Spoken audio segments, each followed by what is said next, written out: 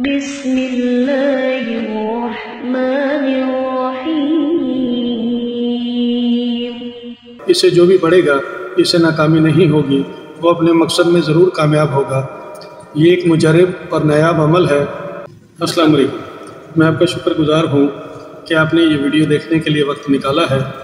اللہ پاک آپ کی زندگی میں مزید آسانیاں پیدا فرمائے اور آپ کو اپنی حفظ و امان میں رکھے۔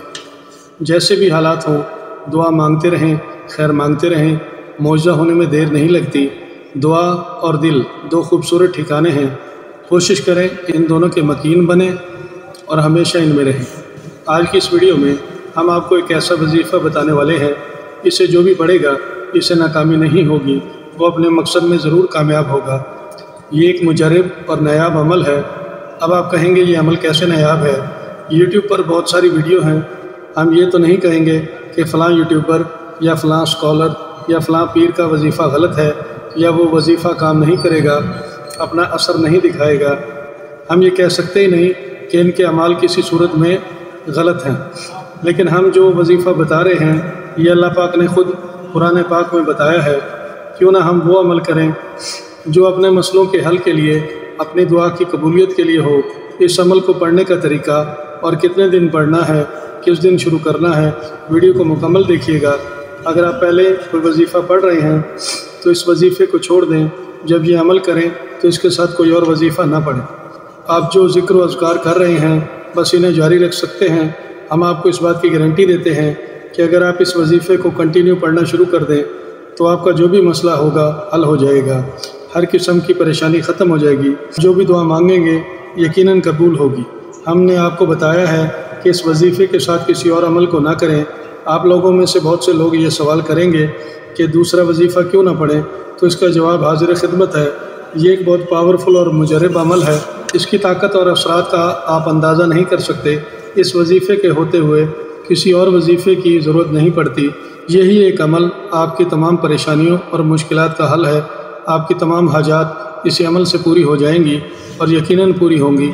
وہ بندہ دنیا کا خوش قسمت ترین شخص ہوگا جس کے نامہ اعمال میں زیادہ سے زیادہ نیکیاں موجود ہوں گی۔ یہ عمل آپ کے لیے دنیا و آخرت دونوں جگہ نجات کا باعث بنے گا۔ اگر آپ ہمارے چینل پر پہلی بار آئے ہیں تو ویڈیو کو لائک کر دیں، ہمارے اس چینل کو سبسکرائب بھی کر دیں۔ اگر آپ مناسب سمجھیں تو اس سے شیئر بھی کر دیں تاکہ دوسرے لوگ بھی اس سے فائدہ اٹھا سکیں۔ بندے بعض اوقات ایسے حالات میں پھنس جاتے ہیں کہ انسان کو سمجھ نہیں آ رہی ہوتی کہ اب کیا کریں، کوئی امید کی کرن نظر نہیں آتی، ذہن کام کرنا چھوڑ دیتا ہے، حالات کے بھنور سے نکلنے کا کوئی راستہ نظر نہیں آتا۔ تو آپ اپنے رب کی طرف لوٹ آئیں۔ شروع میں آپ کا دل نماز کی طرف مائل نہیں ہوگا، قرآن پاک کی تلاوت کرنا آپ کے لیے مشکل ہوگا کیونکہ بندے کا دل ہارڈ ہو چکا ہوتا ہے۔ اس لیے ذکر الہی کرنے کے لیے آپ کا دل مزاحمت کرے گا اور کچھ بھی اچھا کرنے کے لیے آپ کا دل نہیں مانے گا، کیونکہ جب ایک برتن پر زنگ لگا ہوتا ہے تو اس برتن کو ماننے لگے تو بڑا زور لگتا ہے، پھر جا کر کہیں زنگ اترنے لگتا ہے۔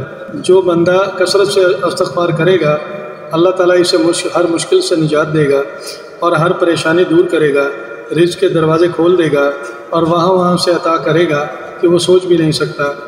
کبھی بھی کسی انسان کی طرف سے اپنی ناقدری پر نہ کوڑنا، کیونکہ قدر و قیمت کا تعین ہمیشہ وقت کرتا ہے اور درجات اوپر متعین ہوتے ہیں۔ اگر انسانی رویوں میں الجھو گے تو بس زندگی میں الجھ کر رہ جاؤ گے۔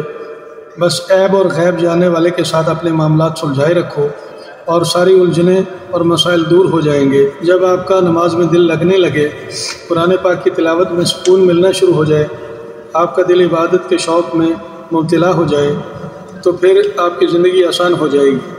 استغفار کرنے کو اپنی عادت بنا لیں، آپ کی زندگی سنور جائے گی، خوشیاں بن بلائے آپ کی زندگی میں آنا شروع ہو جائیں گی۔ امام احمد بن حنبل کا ایک واقعہ ہے، وہ اتنے مشہور تھے کہ لوگ ان سے ملنے کے لیے دور دراز علاقوں سے ان کے پاس آتے تھے، اور اس دور میں سواریاں بھی نہیں ہوتی تھیں۔ آپ عراق کے ایک علاقے میں گئے، اپنی مصروفیات کی وجہ سے جب تھک ہار گئے تو آرام کرنے کی غرض سے ایک مسجد میں چلے گئے۔ چونکہ اس دور میں ہوٹل وغیرہ تو ہوتے نہیں تھے، جب آپ مسجد میں بیٹھ گئے تو مسجد کا خادم آیا اور سوچنے لگا پتہ نہیں یہ کون شخص ہے، پھٹے پرانے کپڑے ہیں، گرد آلود چہرہ ہے، اور اس نے امام احمد بن حنبل سے پوچھا تم کون ہو؟ وہ اتنے حلیم اور بردبار تھے کہ انہوں نے نہیں بتایا کہ میں کون ہوں۔ امام نے فرمایا میں تھک گیا ہوں یہاں تھوڑی دیر رکنا چاہتا ہوں۔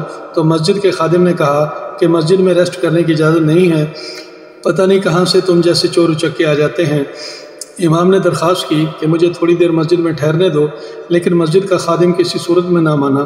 وہ بیچارے وہاں سے اٹھے اور مسجد کی سیڑھیوں پر بیٹھ گئے، وہاں آرام کرنے لگے۔ مسجد کا خادم وہاں بھی آ گیا اور کہا کہ تو ایسے نہیں مانے گا۔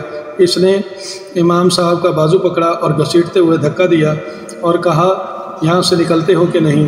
یہ کس کے ساتھ ہو رہا ہے؟ یہ امام احمد بن حنبل کے ساتھ ہو رہا ہے۔ اگر مسجد کے خادم کو پتہ چل جاتا کہ یہ امام احمد بن حنبل ہیں تو اسی وقت پاؤں پڑ جاتا۔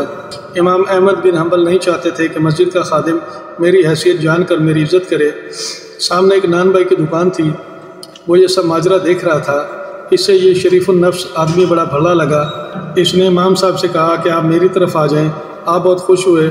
آپ نے دیکھا وہ تندور میں نان لگا رہا ہے، روٹیاں پکا رہا ہے، ساتھ ساتھ استغفار بھی پڑھ رہا ہے۔ تو آپ نے سوال کیا کہ آپ بہت استغفار کرتے ہیں؟ تو نان بھائی نے کہا اس کی ایک وجہ ہے۔ امام صاحب نے وجہ پوچھی تو نان بھائی نے کہا میں نے ایک حدیث سنی ہے کہ اگر کوئی بندہ اللہ پاک سے کوئی کام کروانا چاہے تو کثرت سے استغفار کرے۔ تو پھر آپ کے کام ہوئے؟ تو نان بھائی نے کہا میری ساری خواہشیں پوری ہو چکی ہیں، بس ایک تمنا باقی ہے۔ امام صاحب نے پوچھا وہ کون سی ہے؟ نان بھائی نے کہا بس اب تو یہی خواہش ہے کہ امام احمد بن حنبل سے میری ملاقات ہو جائے۔ آپ نے جب یہ بات سنی تو آپ نے کہا میں ہی امام احمد بن حنبل ہوں، اللہ پاک مجھے تیرے پاس لے آیا ہے۔ امام صاحب اس دور کی بہت مشہور شخصیت تھی، ان سے ملنا آسان نہیں ہوتا تھا۔ یہ استغفار کا کمال ہے، امام احمد بن حنبل کو نان بھائی کے پاس لے آیا۔ اس عمل کو آپ نے تہجد کے وقت کرنا ہے، اس سے آپ کو بہت جلد رزلٹ ملیں گے۔ اگر کسی وجہ سے آپ تہجد کے وقت یہ وظیفہ پڑھنے سے قاصر ہیں تو پھر عشاء کی نماز پڑھنے کے بعد اپنی جگہ پر بیٹھے رہیں اور یہ وظیفہ پڑھنا شروع کر دیں۔ مختصر اور آسان عمل ہے، استغفر اللہ۔ اسے آپ نے روزانہ 1000 بار پڑھنا ہے، اول آخر 11 بار درود شریف کے ساتھ۔ جس بھی مقصد کے لیے آپ نے یہ عمل شروع کیا ہے اس کا کامل تصور لیے ہوئے آپ جب بھی کوئی عمل پڑھتے ہیں، کوئی دعا مانگتے ہیں تو ہمارے عمل کی کامیابی میں، ہماری دعاؤں کی قبولیت میں ہمارے گناہ حائل ہو جاتے ہیں، ہمارے وظیفے، ہماری دعا کو قبولیت نہیں ملتی۔ آپ نے اس وظیفے کو 10 دن تک لگاتار پڑھنا ہے۔ استغفر اللہ کی تعداد 10,000 ہو جائے گی۔ جس دن آپ کا عمل مکمل ہو جائے تو خشوع و خضوع سے اپنے مقصد کے حل ہونے کی دعا مانگ لیں۔